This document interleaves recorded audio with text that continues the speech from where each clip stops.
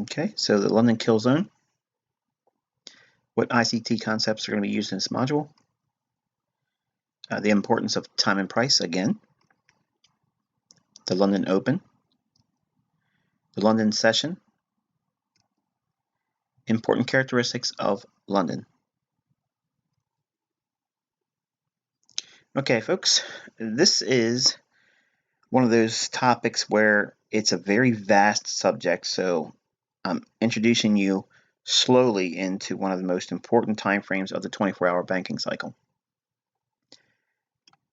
The London Open is typically a time where I like to trade because it gives me a lot of opportunities, and its magnitude is a lot more favorable for a short-term trader. It comes with it a great deal of responsibility in terms of knowing what the higher time frames are doing. A lot of economic calendar releases come out overnight, and they can be very volatile.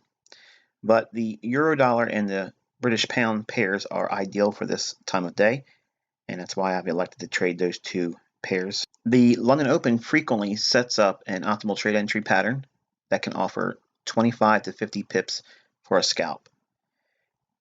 The key times to monitor are 2 a.m. to 5 a.m. New York time. So in other words, the easiest way to avoid me confusing you about the time is determine whatever time it is in your area relative to what it is in New York time, okay? And physically wait for 2 a.m. to be in New York, and then calibrate that with your broker and your local time. And always set a clock for New York, and you'll know exactly what I'm referring to in terms of time. It's the easiest way I can overcome that barrier, because it's been a point of confusion many times, because I don't know where you are globally, and you're all in different locations of the globe. I don't know what the translation is going to be in terms of time, so the conversions are going to be up to you. But the ideal ICT London Killzone for your learning is going to be 2 a.m. to 5 a.m. and it's relative to New York time. Now, if you look at this chart here, this is a euro dollar chart, and what I'm highlighting here is two specific trading days, and I want you to take a look at the red. It's like a deep red vertical line. There's two of them. Immediately to the right of the leftmost vertical red line, we see price action drop down initially, and then it rallies up, and it creates the very high of the day. The day's low forms down here, and it comes off the low and closes off the low. The next trading day, again, here is the vertical red line, and this delineates New York time, midnight. Okay, so midnight in New York, that's what this vertical red line delineates for this particular day, and this represents midnight in New York on this trading day. So we can see that the price rallies again for the euro dollar up into this small little segment of time, and it creates a high and trades down, creates the low of the day later on, then goes in consolidation and closes in the middle of the range.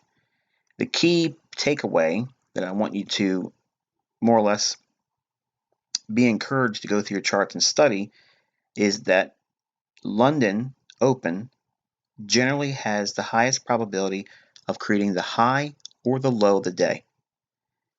So here we see price trading up to, and this little blue line segment and this little blue line segment is just delineating that little pocket of time, that window of opportunity between 2 o'clock in the morning and 5 a.m.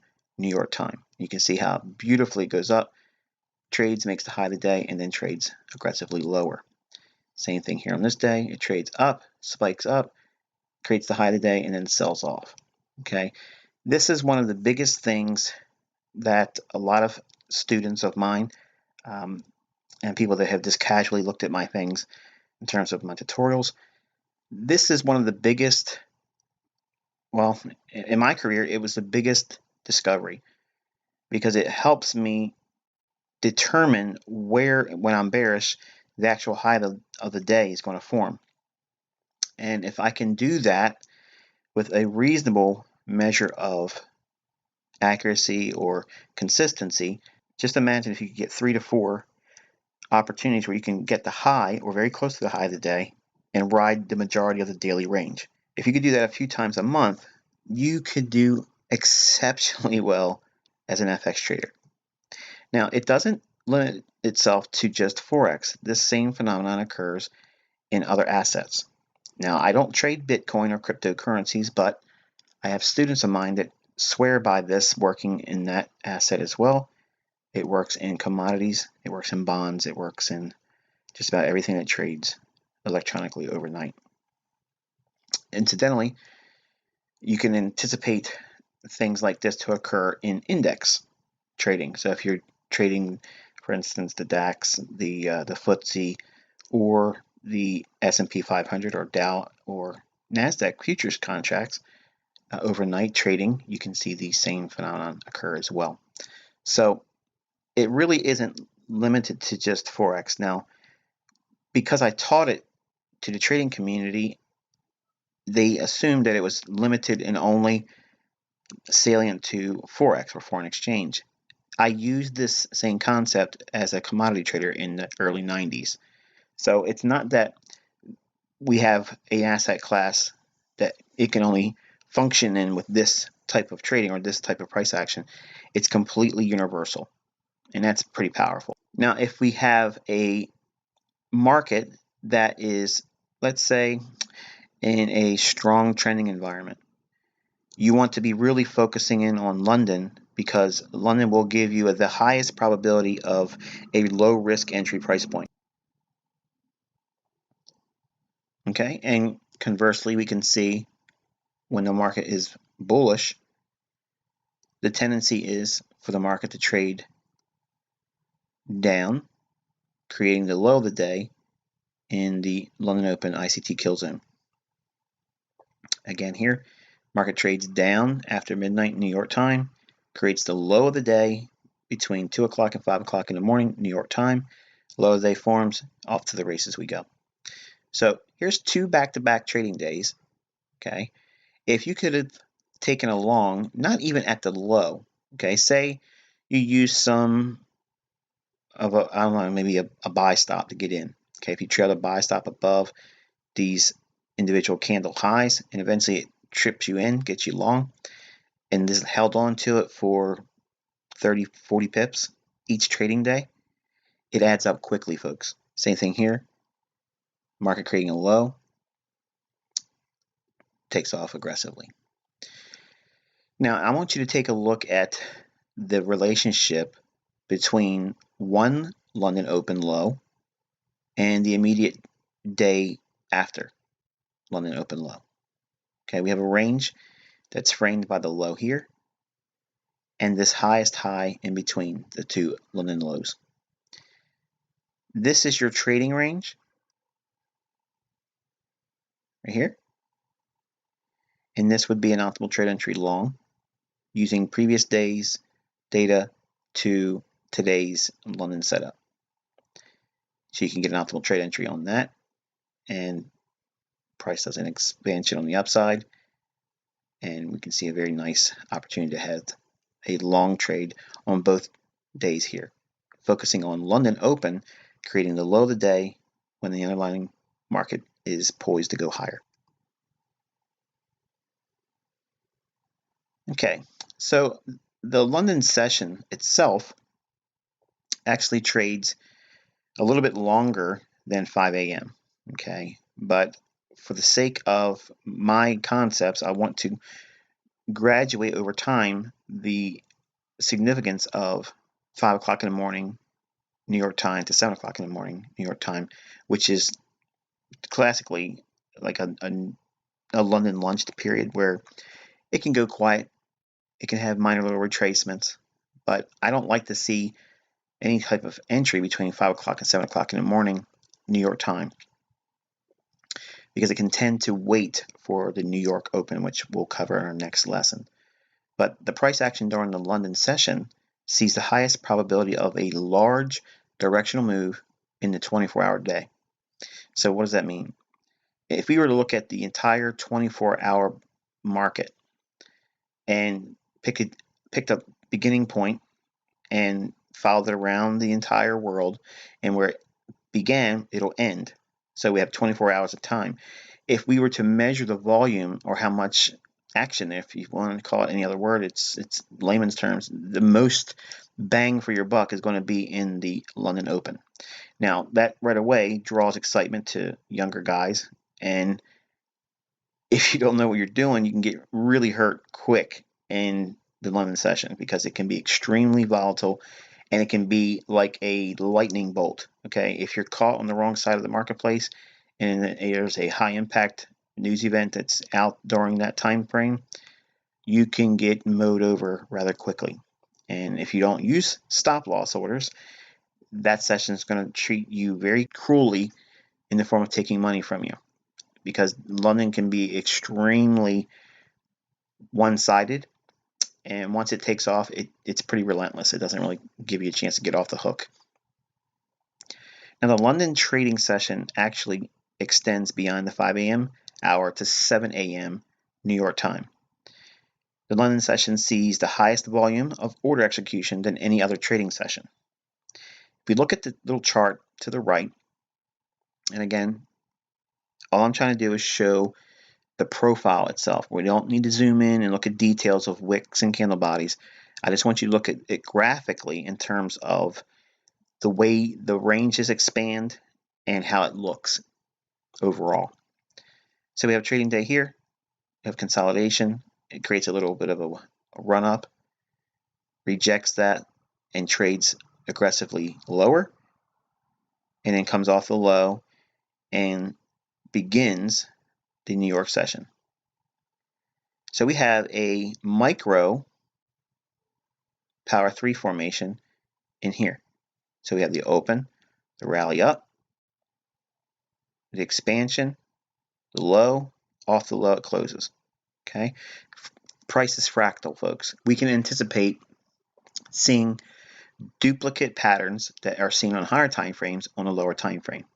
So if we understand that the daily range, if it's a bearish market profile, or if we're looking for lower prices, the opening on the daily range or daily bar is going to be at or near the high of the day. The high is going to be very limited in terms of how much it goes above the opening price. And then the largest portion of the range is going to be between the open and the close is going to be near the low of the day. Well, this is intraday price action between this vertical line here and this vertical line here. This is delineating 2 o'clock in the morning to 7 o'clock in the morning New York time. Okay, so we're looking at a window of 5 hours.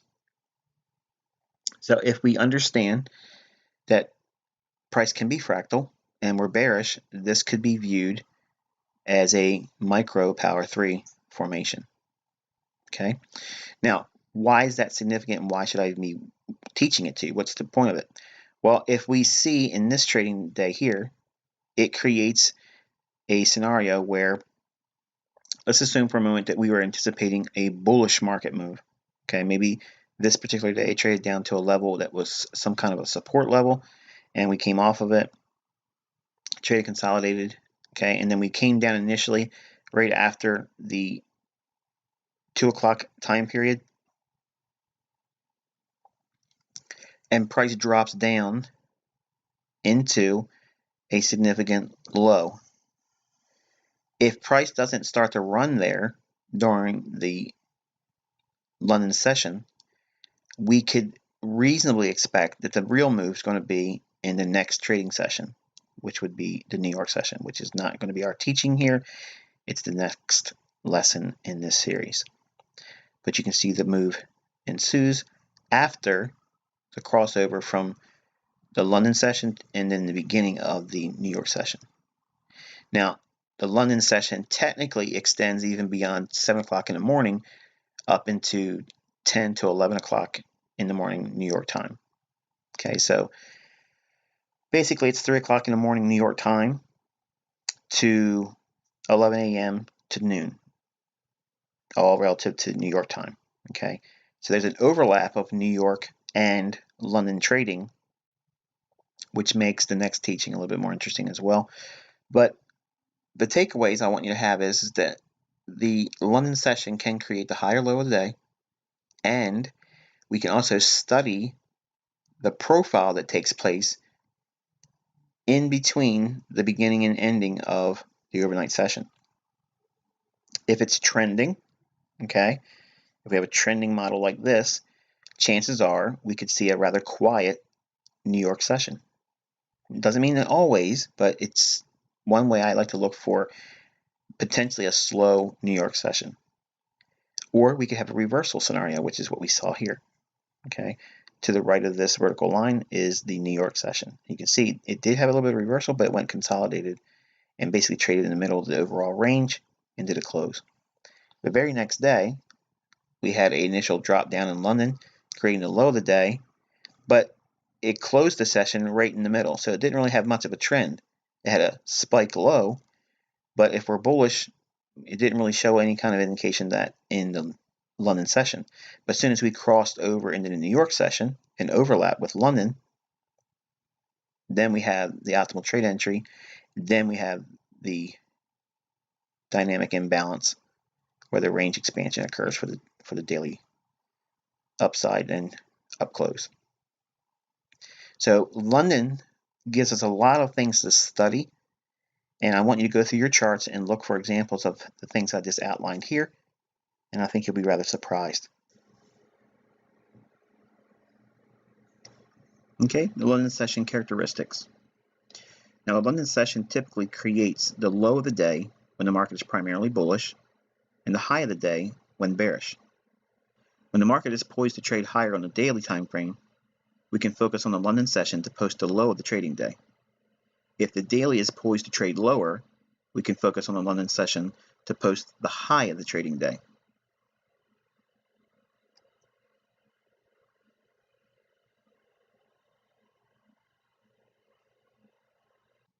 Okay, and what I've done is instead of putting the Fibonacci on the chart and cluttering it all up, I just basically drew a line indicating the high I'm using and the low I'm using.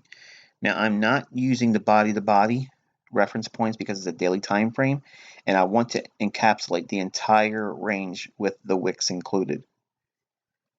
It will not change what I'm going to show you here. So if you have your daily time frame on your euro dollar, you'll see that it will still take us up into optimal trade entry, which is basically a non-indicator form of overbought or oversold. Okay, so what we're seeing here is the market on the euro trading up into the 70.5 level, failing to get to the 79 level, and this candle right here shows a willingness to want to reverse. So the next candle, we could potentially see this be a bearish candle. Now, I'm not looking at swing points. I'm just looking at in terms of where we are in a higher time frame, and this could be a point of interest for a breakdown. Okay, so once we have a bearish candle like this, and we're inside the area of optimal trade entry for a sell, or what would be deemed as a potential sell, the very next candle, we want to study that because it may give us a condition that frames a power 3 formation with a down close relative to the daily chart. Okay, so we have this particular day here, which is the 28th of November, and we have the market trading sideways until midnight in New York, and then we have the market initially drop down. We do not worry about that. We want to see it rally up into London Open. It starts this area right here. It's dropping here. We don't want to see that. We want to see price rally up. That's where we'll sell. Notice also that we have equal highs in here. Okay, about 10 pips above this short-term high. That gives us the high of the day. At the same time, we would reasonably expect to see London Open create the high of the day. Why should the daily bias be bearish? Because it's been going bullish here. Well, we traded into an area of optimal trade entry, and we got one candle showing a willingness to reject and go lower. So we want to look for characteristics like we're seeing here, the open, and then a rally above. We can look to be a seller there after it takes equal highs out. So we have a candle in, buy stop liquidity pool. Okay, runs up, knocks the stops out, and then trades aggressively lower. Creates the low of the day, it comes off the low of the day and trades at or near the low. So in relationship to power 3, if we're looking at this price action here, you can see that would be the daily range. So we can see that the opening, it's a very limited upside movement above the opening. That's this little portion of price action here. It creates the high of the day during the London open kill zone between 2 o'clock and 5 o'clock in the morning. Dynamic imbalance or range expansion for the daily candle or bar, creating the low of the day right here. Then we come off the low, trading near the low of the day and closing right here. So this is this whole candle right here. This is what it looks like in a open, high, low, close format. So hopefully you found this teaching insightful. And until next time, I wish you good luck and good trading.